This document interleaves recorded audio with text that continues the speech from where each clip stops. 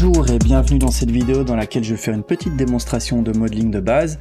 Alors dans cette vidéo, je vais démarrer le modeling d'un objet. Cette vidéo fait partie d'une série de vidéos, donc d'une playlist, et dans chaque vidéo j'expliquerai différentes étapes de modeling de plus en plus complexes, voilà, avec des outils de plus en plus avancés. Mais voilà, dans cette vidéo je vais construire un modèle de base. Donc ici j'ai une scène d'ouverte avec un personnage que j'ai créé, que j'ai modélisé, et j'aimerais lui ajouter quelques accessoires, dont entre autres un énorme marteau épique. Et voilà, dans cette vidéo, je vais démarrer la modélisation du marteau. Je vais créer les volumes de base, je vais préparer le modèle pour pouvoir être subdivisé. Je vais expliquer deux notions de base, à savoir les scales et préparer le mesh, la topologie pour pouvoir être subdivisé avec des polygones à quatre côtés, donc des quads. Et donc un type de modeling qui est destiné au modeling par level of detail, c'est-à-dire niveau de détail. C'est un type de préparation d'objets 3D qui est souvent utilisé dans le jeu vidéo, par exemple. Donc, ici, j'ai créé une scène en plus dans mon fichier Blender, une scène modeling qui me permettra de faire la démonstration. Voilà, donc si vous voulez créer des scènes, ça se trouve ici, via le gestionnaire de scène, et en cliquant sur le bouton ici, on peut créer une nouvelle scène. Je vais tout de suite basculer dans ma scène de modeling. Je vais afficher ici l'affichage voilà, des différents overlays. Et donc comme je le disais, je vais commencer par modéliser les volumes en fait. Et pour ça, je vais utiliser les primitives, donc les objets de base de Blender ici. Et une fois que j'aurai ces objets, je vais les modifier pour pouvoir être préparés en fait à la subdivision. Alors, j'ai d'autres vidéos sur ma chaîne où j'explique pourquoi c'est important de préparer les modèles et de garder en tête ces notions de subdivision. Je ne vais pas y revenir ici, mais voilà, j'expliquerai brièvement certaines choses au cours du modeling. Alors, autre chose d'important pendant cette vidéo, je vous conseille vivement de garder un œil ici sur le coin inférieur gauche de la scène, parce que j'ai activé un petit add-on qui affiche les raccourcis clavier. Voilà. Pourquoi? Parce que je vais de moins en moins utiliser les guides ici. Je vais plutôt privilégier les raccourcis clavier dans un souci de rapidité d'exécution du modeling. Donc ici, je vais commencer par créer le cylindre du manche du marteau. Alors ici, il apparaît tout de suite bien parce que j'ai déjà un petit peu chipoté avant, j'ai un petit peu travaillé, donc Blender a gardé les paramètres, mais vous devriez obtenir un cylindre plutôt comme ça, je pense.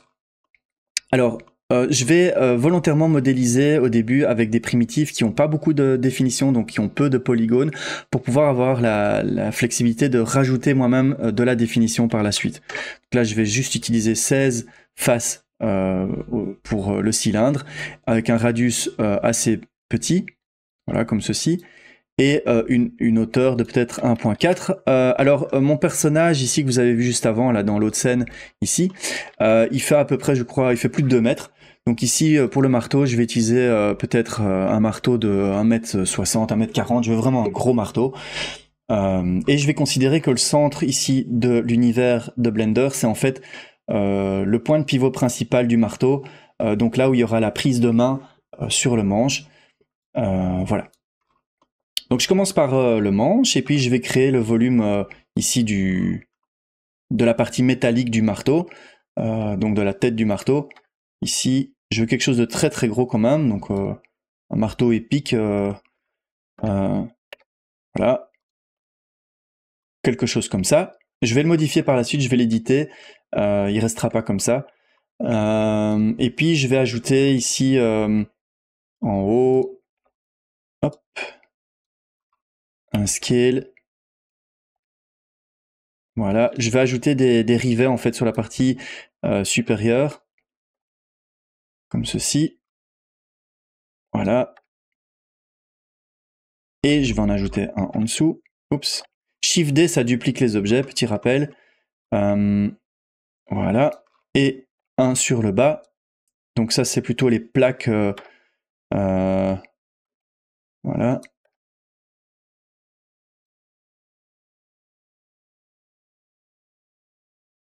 Comme ceci. Ensuite, je vais ajouter des parties arrondies au rivet et je vais utiliser un type de sphère qui provient ici de l'objet Round Cube. Donc ici elle apparaît tout de suite bien, chez vous ça devrait être plutôt comme ça. Donc c'est un cube avec des bords arrondis, mais si on vient ajouter une valeur de 1 au radius, ça crée une sphère en fait qui est basée sur une topologie de polygones à 4 côtés. Et donc ça c'est très pratique pour après pour la subdivision. Je vais scaler ça en Z. Je viendrai retravailler évidemment le rivet plus tard, enfin la partie arrondie du rivet. Mais pour l'instant je crée vraiment uniquement les volumes de base. Il y aura aussi une vidéo où je ferai de la sculpture rapidement pour déformer le marteau de manière globale. Et également, la deuxième vidéo qui va suivre, j'expliquerai comment créer un ruban, donc un ruban en cuir ou en tissu qui viendra s'enrouler autour du manche. Donc ça, je vous invite à regarder la prochaine vidéo pour voir comment je gère ça.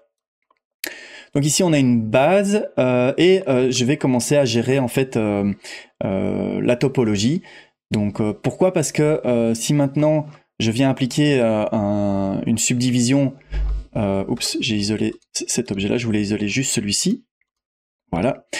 Si je viens appliquer un modifieur Subdivision Surface là-dessus, ça crée quelque chose de pas du tout beau en fait, parce que l'algorithme ici du modifieur est obligé de transformer des triangles en polygones. Si j'affiche tout, on voit que ici on a les anciens triangles en fait qui étaient cachés en fait sur la partie supérieure et inférieure du cylindre, donc les caps étaient des triangles et l'algorithme ici du modifieur doit les transformer en polygones et donc ça crée quelque chose. En plus de ça, il y a une moyenne qui est effectuée entre les bords du cylindre et donc on va devoir gérer la topologie avant d'appliquer ici le modifieur. Donc je vais désactiver l'affichage tout simplement ici et je vais en fait utiliser une option dans Blender qui est vraiment pratique. Je vais supprimer les deux caps ici, delete, et puis je vais simplement sélectionner tous les edges de la partie supérieure. Je vais faire CTRL F et ici je peux créer un cap qui est basé sur une grille, donc grid fill. Et là ça vient tout de suite créer refermer en fait l'ouverture avec une topologie en quad. Et je vais juste gérer la rotation, donc l'angle, la direction en fait de ça, et je vais activer l'option Simple Blending. Voilà. Comme ça, on a quelque chose que je vais encore pouvoir modifier par la suite. Et je vais faire pareil pour la partie du dessous. Donc CTRL F, Grid Fill, et j'effectue une rotation. Voilà. On a des caps qui sont déjà là beaucoup plus corrects. Et puis maintenant, je vais sélectionner un polygone au-dessus, un polygone en dessous, Select Linked Face, Select Linked Flat Face. Et là, je sélectionne automatiquement les deux parties du dessus. Et je vais presser la touche I du clavier pour faire un insert. Et je vais ajouter un bord, en fait, au cylindre. Et je vais ensuite, avec CTRL R, subdiviser ici en 2 ou 3, je ne sais pas, peut-être en 2 d'abord. Je vais scaler ce que je viens de créer. Voilà, pour rapprocher les edges du bord. Et maintenant, si j'active de nouveau le modifieur ici, Subdivision Surface, on voit que ça fonctionne déjà beaucoup mieux. Et on a bien des polygones à 4 côtés.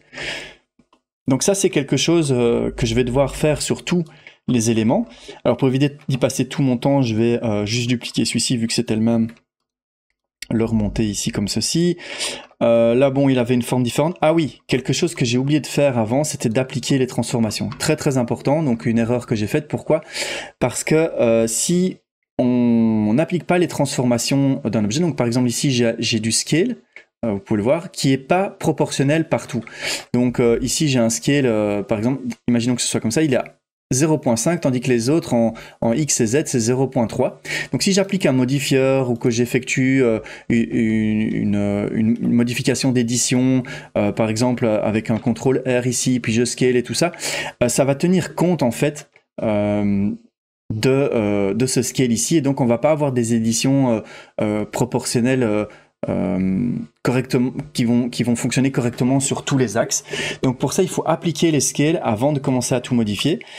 Donc je sélectionne tout, je fais CTRL A et j'applique les transformations en rotation et scale. Et là on voit maintenant que j'ai de nouveau bien 1, 1, 1 ici en scale. Et donc maintenant si j'applique des modifieurs ou que j'effectue des transformations en mode édition, tout va bien se passer. Ici donc je vais utiliser je vais appliquer le scale d'abord. Ah oui, je l'avais déjà fait, donc je peux ajouter un subdivision surface et on voit que ça fonctionne bien tout de suite, évidemment, puisque celui-ci comment dire, est déjà en quad. Donc là ça fonctionne bien, je peux le supprimer. En fait là je fais que vérifier que tout fonctionne bien. Ensuite ici au niveau du marteau, de la partie métallique, pardon, donc la tête du marteau, je vais un petit peu la modifier avant de travailler la topologie. J'aimerais ajouter ici, ce que je vais faire, c'est que je vais travailler en symétrie, ça me permettra de gagner du temps. Voilà, comme ceci. Je vais supprimer, hop,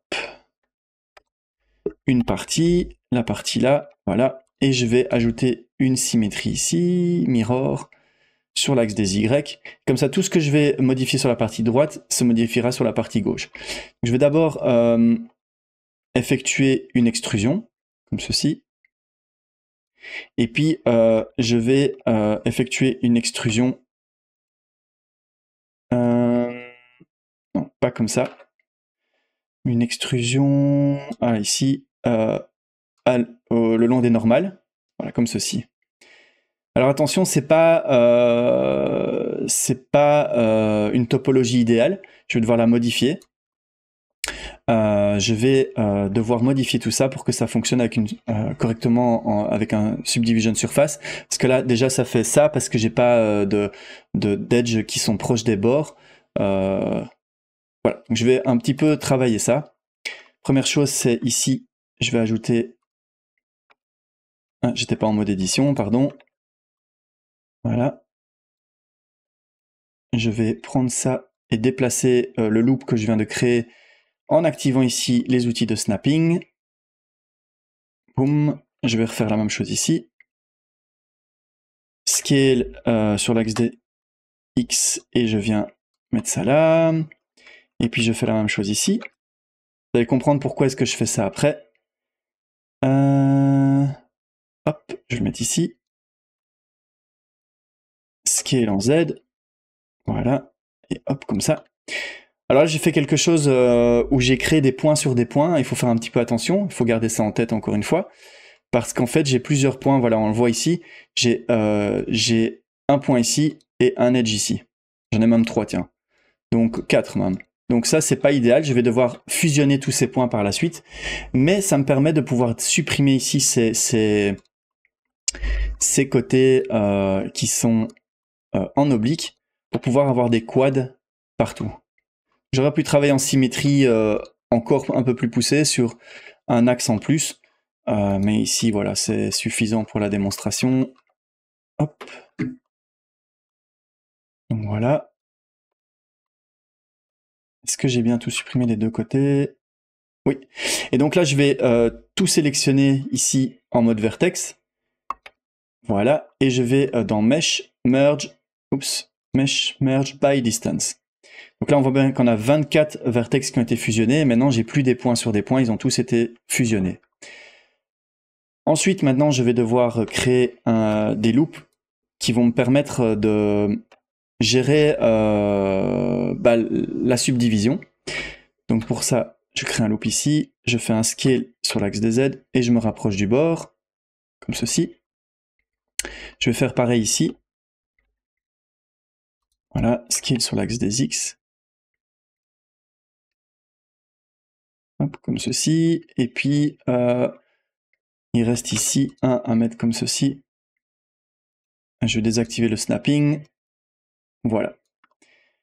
Ensuite, il me reste ici à faire l'appareil ici, sur les bords. En fait, ce que je vais faire, c'est que je vais également créer ici une symétrie sur la partie gauche, parce que je veux éviter de devoir refaire les mêmes manipulations à chaque fois. Donc là, maintenant, on met comme ça également. Je vais ajouter un loop ici. Voilà. Et on va également faire ici... En fait, finalement, je vais modéliser sur les trois... je vais faire une symétrie sur les trois axes. ça me permettra de gagner un peu de temps quand je fais des manipulations, quand je fais des éditions, voilà, comme ceci. Donc là, je pense que le modèle est déjà beaucoup mieux conçu. Je vais ajouter un petit peu de subdivision ici, comme ceci, voilà, et comme ceci. Voilà. Et là, on a quelque chose qui va se subdiviser de manière beaucoup plus jolie. Si j'ajoute maintenant par-dessus un subdivision surface, voilà, on a quelque chose déjà de plus sympa. Optimal display. Alors ici, je vais aller désactiver une option comme ceci. Je l'activerai plus tard. C'est une option qui permet de contrôler tous les modifieurs de subdivision à un seul endroit en fait. Ça, j'expliquerai un peu plus tard comment ça fonctionne. Mais voilà, alors on voit bien que la subdivision fonctionne déjà beaucoup mieux que là tout à l'heure. Voilà. Donc ça, je vais diminuer ici. Donc ensuite, les sphères, c'était bon, les cylindres, c'est bon. Il reste le cylindre ici, que je vais également retravailler ici pour pouvoir avoir des parties supérieures et inférieures, donc des caps en quad. Face, je sélectionne les loops. Juste un là. D'abord, CTRL F, grid fill. Hop, CTRL F, grid fill. Voilà. Je sélectionne ici une face, et select linked flat face. Je fais un insert. Voilà. Je vais ici cette fois-ci créer 3 loops que je scale en Z. Voilà, comme ceci. Et là, le modèle est prêt pour accueillir une subdivision comme ceci. On voit que ça fonctionne correctement. Il reste maintenant le manche principal. Je vais également de nouveau effectuer une petite manipulation pour supprimer les caps du cylindre. CTRL F, grid fill. On effectue une rotation. Et ici en dessous, et une rotation. Alors je peux sélectionner d'une autre manière, hein. Je peux sélectionner le point du centre, faire CTRL et je bascule en mode d'édition de face. Je fais CTRL plus et ça revient au même. Et je fais un insert. Alors je vais devoir ajouter beaucoup plus de loops sur la hauteur pour avoir... voilà. D'abord je vais en ajouter 2. Je vais faire un scale Z et je vais venir positionner les 2 loops proches du bord et puis je rajoute des loops par la suite. Voilà, 16, ce sera bien. Et là, on a un marteau qui est en fait prêt à accueillir des subdivisions. Je vais supprimer tous les modifieurs ici. Pour ça, je peux sélectionner tout en ayant gardé le dernier élément actif. Je fais CTRL F, copie modifieur. Ah oui, il fallait que je garde quand même le miroir. Oui, donc je vais le supprimer manuellement. Il n'y en a pas tant que ça. Ben voilà, je pense que c'est bon. Ici, je supprime ça. Là, il n'y en avait pas. Voilà, on a la forme de base du marteau. Et maintenant, dans les prochaines vidéos, on va utiliser cette forme pour utiliser les outils de sculpture. Mais avant ça, je montrerai comment modéliser ici un ruban en cuir ou en tissu qui vient s'enrouler autour du manche jusqu'à peu près la moitié.